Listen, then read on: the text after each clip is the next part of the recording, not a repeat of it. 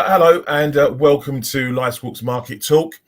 We are today doing a reaction to the US inflation report that was out just about an hour ago. I'll be joined by two guests today, Sam Cutler, who you're familiar with, a portfolio manager at 333 Capital, and Jamie Dutter, analyst at PIQ. But before we start, just a quick disclaimer. The content provided on this channel is for the informational and educational purposes only. We're not licensed financial advisors, and none of the information shared should be considered as financial investment or trading advice. Please conduct your own research, consider your financial objectives, and consult a qualified financial professional before making any investment decisions. Investing and trading in financial markets carries risks, and past performance is not indicative of is not indicative of future results. We are not responsible for any losses or gains that may result from the following content on this channel. And with that, let me just get into the number itself.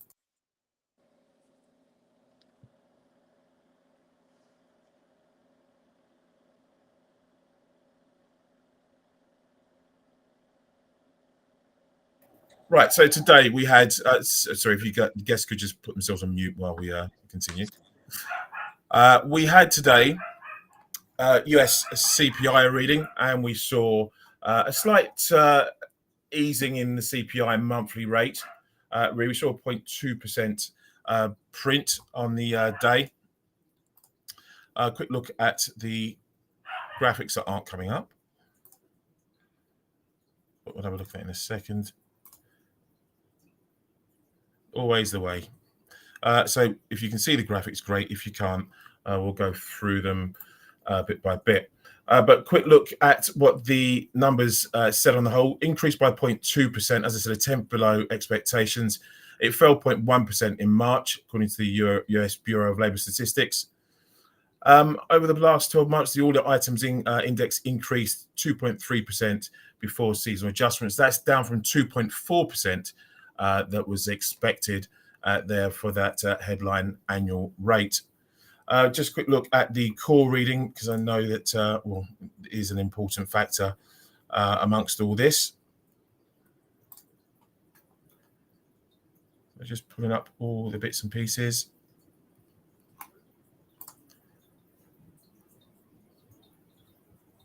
Okay, yeah. So quick look at the core unrounded. It came in at 2.37, 2.4 rounded. Previously, it came in at 0.057 or 0.1 before. A quick look at the unrounded headline then on the month at 0.221% from previous minus 0.05.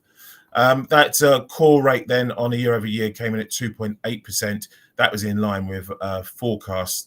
And we saw real average hourly earnings on an annual basis of 1.4, which is unchanged from previous, and the weekly earnings year over year at 1.6 from revised 1.1. A note here from, I'll try and find a note from some analysts just to give us a bit of context to the number. Actually, let's see what we do. We'll bring in our guests and see what they say. Jamie, what's your first reaction to the numbers? Yeah, thanks, Harry.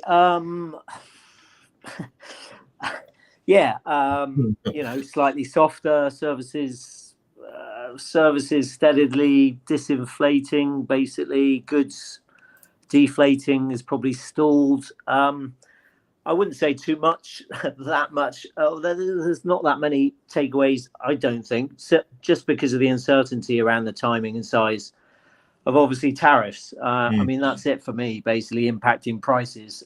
And everything you read or you think about just says no one really knows what will happen in the next few months with data. So it's tough to read, this one-off data print really for me.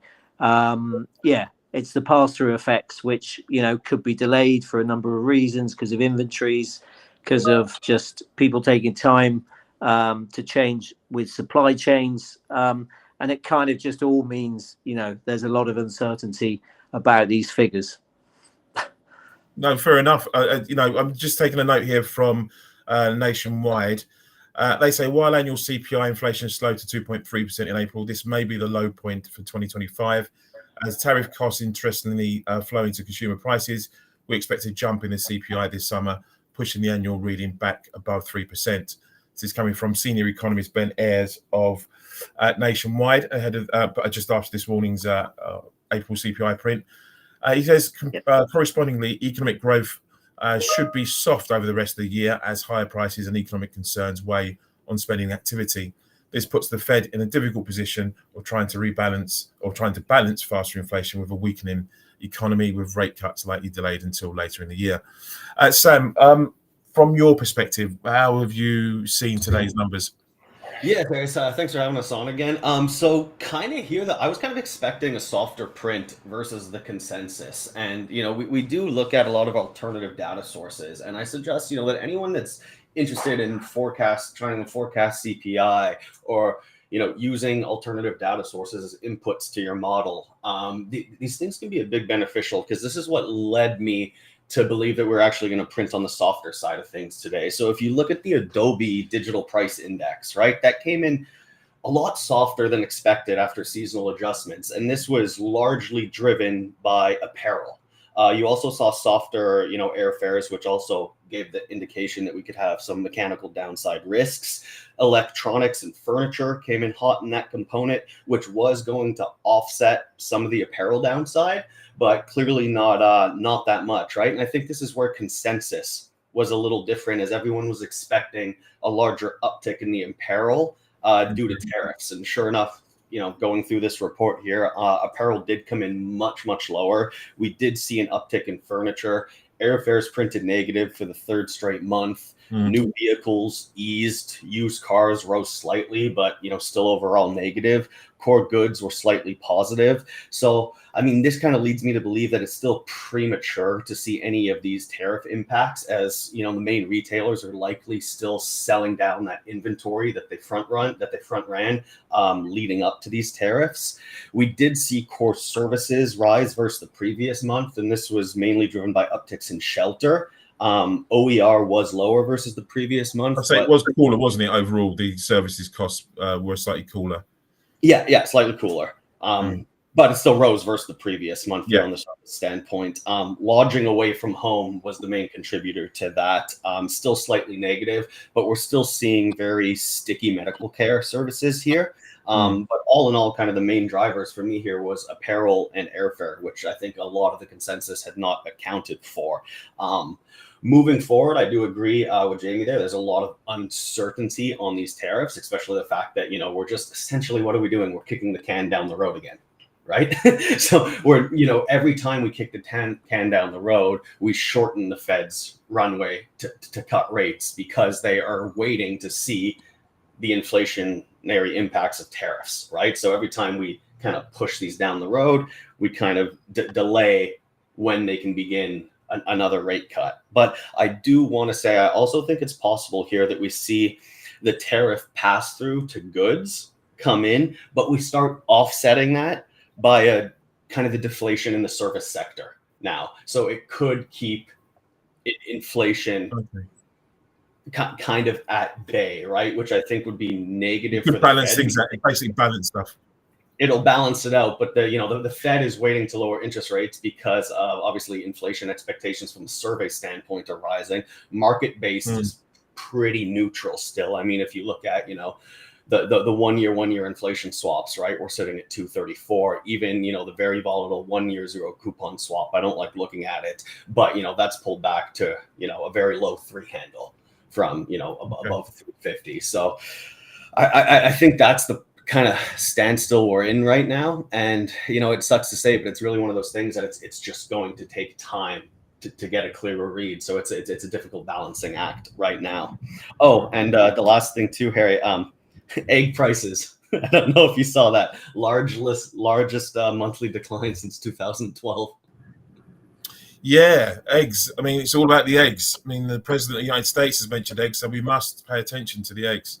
Obviously, there's an important point that they are, an ingredient in a lot of food products. So it makes sense to keep an eye on the prices. But a good sign overall, I guess, for the egg markets and chicken farmers overall. Just a couple of points from me, Harry. Just a couple of points. Just going further what Sam said, I agree with most of it. Shelter is key, right, going forward, because that's the biggest weight, 35% in CPI. We are about 26%. So that's always, definitely worth keeping an eye on. And I think by all accounts, declining rents are falling, and they should show up through this year and into next year. And that's given declines basically on rates in new tenancies, which are actually falling by all accounts. So that's something to keep an eye on. I know somebody has mentioned previously about the appetite for US tourism could be a downside risk as well. I guess the two sort of questions, or the question for me is, how much did tariffs increase? How much was that passed on to consumers? The bottom line, right? And whether non-tariff prices rose above trends, or I guess the other question is, did US importers try and absorb those tariffs in margins? And kind of, whether they can or cannot then will obviously mean potentially less of an impact on inflation going forward. Well, I think one of the issues we've got, and is again, like you say, the stop-start nature of what we're seeing from these tariff rounds at the moment. Obviously, it's good news at the moment. The US and the Chinese have come to some sort of entente and seem to be happy. There's dialogue, which is always a positive in these sort of situations. But like you say, there's no guarantee we're going to get a deal at the end of it. This is a 90-day thing. We've still got the other 90. We're running through those, the initial 90-day tariff on the 70 odd nations as well, with very few deals actually penned, as far as I can see, really, with some of the key nations as well. So there's use your phrase, a lot of eggs being juggled at the moment, and we don't know really. We're not that much, like you say, we're not that much clearer on the path for the trade negotiations, let alone what effects that will ultimately have on inflation and therefore everything else. So I guess this is one of those sort of data points where we are looking at the next data point, and I guess the core PCE, and well, firstly the PPI, which will help inform us on the core PCE reading a couple of weeks down the line, and really in terms of the Fed's gauges and what they're looking at. Any signs that the Fed is likely to do anything or signal anything in the near term, Sam? I don't think so. Like we spoke about, right? Like a lot of the Fed right now, I believe, is going to be based on essentially what's happening with these tariffs, right? And if you look at, if everything holds that's in place right now, the effective US tariff rate is going to drop to roughly 15%, right? I believe at its peak, it was a little over 35%. The bulk of this cut obviously is weighed on China, right? The tariffs were 145%, dropped down to 30%, right? So if this does hold, of course, it's going to ease some of those inflationary pressures moving forward, and it's also going to be much less of a drag on growth and of course market sentiment, right? But like I just said, we essentially just kicked the can down the road. So now we're essentially kind of waiting to see, right? So July 8th is when that 90 days kind of expires for the rest of the world, and now we're looking at August 10th for China, right? Yeah. So like I said, this affects the Fed because I think they have it pretty clear that they're waiting to see the impacts of tariffs on inflation, right? And like multiple people have spoken about, Trump essentially equals uncertainty. So with these pauses, I would bet on an even longer delay from the Fed making a move, right? I kind of expected them to cut as growth kind of weakened. Now I think for the Fed to cut before December, we're going to have to see very negative hard data, right? We're going to have to see non-farm payrolls print multiple times sub 100K or flat sub 50K. And we're kind of seeing that with bets that have been in the market leading up to this, right? Some very active options in SOFRs, right? In those December 25s, the 95.6875 put has been traded a ton.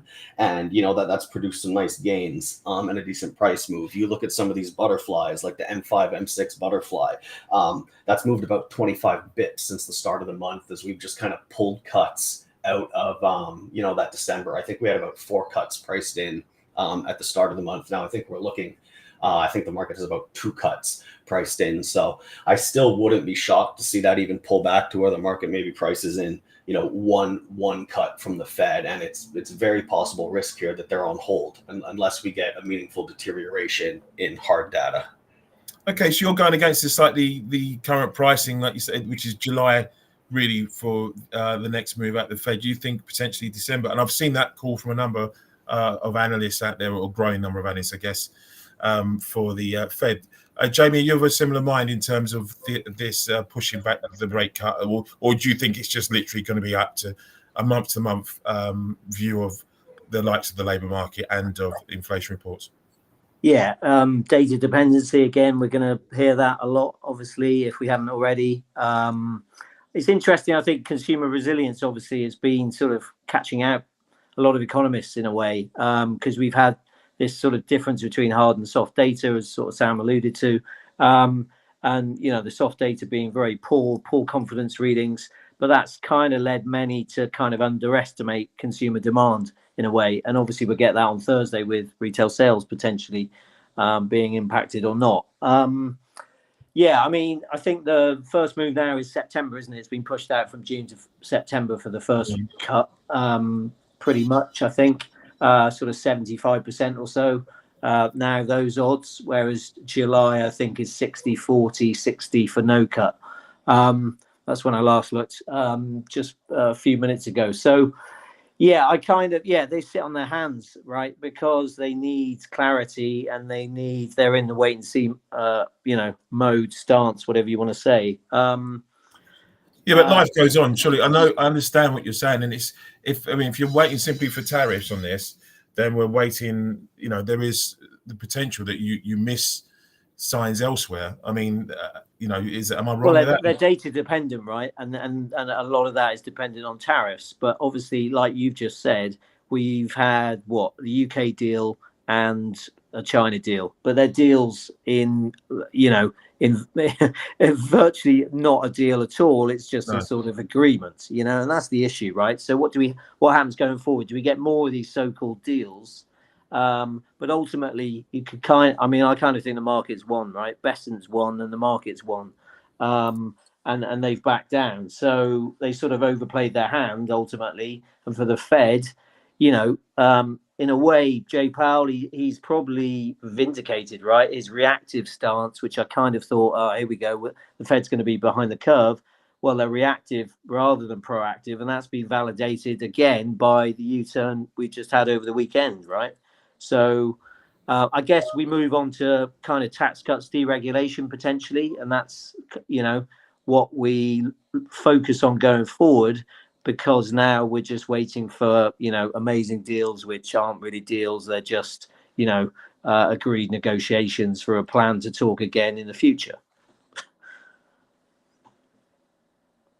Yeah, and that's a fair point in that sense. I want to move on now to the rest of the week. Obviously, we got UK GDP, but we got US retail sales as well. In terms of where the US consumer is at the moment, I guess their inflation expectations, as you said, are a little bit sticky at the moment. With today's inflation report is on the whole maybe a good thing, because we're not seeing I guess volatility on prices and so forth. But where do you see the US household right now, Sam, just in terms of their ability to keep this momentum going? I mean, I know we've had some signs of a slowdown, but people think it's going to be limited, and we'll be back to again solid activity down the line. Does any of this put off the US consumer? Obviously, we've seen the ramifications from the US policy on overseas demand, and not just from the markets, but just generally from visitors, lower visitor US visitors and tourism and all that sort of stuff. But how does it affect the US household itself, do you reckon? Yeah, so I don't think we give enough credit to the average U.S. consumer. I'm guilty of it too. We always say, okay, the U.S. consumer. I don't want to say the words, but maybe not the most. We always put a bad label on the U.S. consumer, right? Sure. And I think we don't give them enough credit, because they seem to handle situations pretty well. And obviously, there's all these data things you look at: credit card delinquencies on auto loan payments and stuff. And I don't think those really paint a clear a very clear picture necessarily, right? Because we've seen those rise for a while now without any real meaningful slowdown. Now, I do think the tariff uncertainty did front load a lot of retail sales purchases, right? And I think we're going to see that in this next print, as it should still be a slight rise, but it's going to be much less than the previous month. And the previous months also, all of the three categories were revised about 10 bips higher here. But I think the major driver on this print is going to be kind of an easing in the front-loaded car purchases, right? And then you also have to look at, commodity prices. Gasoline prices fell, so that's going to lead to lower retail sales. But I do ultimately think if we do get, these tariffs implemented, even, if the effective rate does go to 15%, drop to 15%, I should say, I think that is going to see a slowdown in consumer spending. Now, I also think what equity returns do affects consumer spending, right? If equities are continue going up, the average consumer feels good. Their 401ks are going up, the other people's investments are going up. You feel good about yourself. You're willing to, outlay some cash. You're willing to spend, right? But I think I'm going to get into a little mechanical flows here, because I do think a lot of this recent rally is a lot more mechanical driven than an actual re-risking. Right? Because it makes, if you look at it from a logical sense, why are we trading above Liberation Day? Right? The effective tariff rate is still much higher. That is going to slow growth down. So why are equities priced this way? Right? And I think a lot of this has to do from the systematic side. Vol control funds, right, that kind of level their exposure based on realized volatility, had a huge degrossing when, we had these insane moves, that the VIX was very high, right? They based this on realized volatility. Now, if we're at that 30-day realized vol, those higher vol days are starting to drop out of that look back window. So realized vol is hooking lower, allowing these systematic funds to kind of reallocate a little bit. And I don't think you're seeing as much allocation from the fund community, because you're not really seeing call skew richening at all, right? We've seen, put skew start to flatten out a little bit, vol get a little cheaper here, but we're not seeing a ton of demand for upside here. And we are coming into this, OPEX week. We're in positive gamma, where, volatility is going to be compressed and muted just based on, hedging activities on all these, overwrite funds, all these systematic funds. CTAs have started to allocate again. So we're at a very fine point here, to where I believe a lot of this rally was mechanically driven. And I think that creates a very fragile environment here. And once we free this week of OPEX, I think we actually open up a window for equities to pull back down a little bit. Then I'll be curious to hear kind of rhetoric from the admin, because obviously they feel really good about themselves right now. Trump's happy, the market's up, but it's funny, the 10-year's up 50 bips and they haven't talked about it, when that was all they were talking about before, and the equity markets didn't matter. So there's like, it's, pick your poison on the day, I guess, for what matters to them. But I just wanted to stress that I think, consumer sentiment feeds into, consumer spending. And I believe a big driver of that is equity returns. And this kind of mechanical rally in equity markets, I think, is fragile and at risk. And I wouldn't get too hyped up on, the consumer willing to spend because equities are higher, when I think it's very fragile and we could see a reversal. Talking of Goldman changed their forecast again, didn't they? They're now raising 2025 S&P 500 target to account for, they say, easier tariffs. I think it's a little bit premature. I mean, we're only a week ago saying the world's about to cave in, I think, according to some of the articles I've read. So again, it's like you say, it just leads to this is probably a pivotal time, like you say, simply because we aren't really any better off than before the Rose Garden event. And so for markets to be now pushing higher, I find it a little bit puzzling. Well, there is, I'd just add that, and Sam's talked about it, of course. It's the wealth effect, right? But if you don't believe that stocks are the rebound is sort of done and we're going to pull back, then, ultimately that should support spending by kind of the top 20% of earners. And those are the ones who propelled us through recent years, right? So, even as lower incomes have sort of been hit. So, it's whether, stocks can hold up here and whether then that wealth effect does feed through, I guess. But definitely, I'm sorry, just to reiterate Sam's point about front loading. That's the same with all data. So retail sales on Thursday, obviously, front loading of car sales. But then, you got onto UK GDP, exactly the same, I think, really, with that, front loading again. And then does that sort of mean that data through the year then is impacted and sort of softer going forward? Yeah, I mean, for the UK GDP, we are looking for a bit of positivity. I think they're looking for industrial production to find some to actually rebound. I think industrial production had a poor start to the year for certain sectors, but I think manufacturing helped out and took the load off of that. I think, if I'm right. Yes, no, that's right. I think I didn't realise it was the hottest, one of the hottest marches on record, Harry, in the UK. Yes, I've got the burns to show for it. So retail sales and construction did helped out big time, I think. Yeah, retail sales have been outstanding, really, when you consider everything. So it's going to be interesting like that. Just to round up, then today's inflation read then still leaves us in limbo, so to speak, because that's where we are with the tariffs.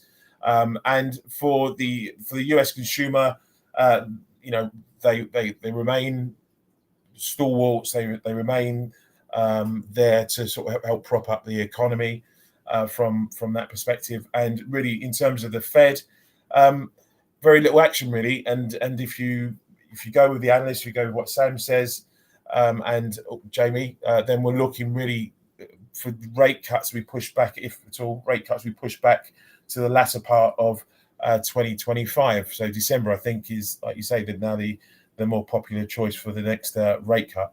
And so with that, we're coming up to the end of the half hour. So I'd like to thank my two guests, Sam from 333 Capital, Jamie from PIQ. Thank you for your input on this report. Sorry, it wasn't a bit more interesting and a bit more sort of tasty to sort of go through and take apart. But again, it is what it is. And we'll be back for another episode in the near future. For anyone who wants to go back and listen to this from the start, please look on X or on YouTube. And also, we'll put this up on Spotify and on other streaming and podcast platforms for people to have a listen to in its entirety. But thank you very much for listening in, and I hope to see you again soon. Thanks, guys. Always a pleasure, Harry. Thanks, guys. Thank you very much.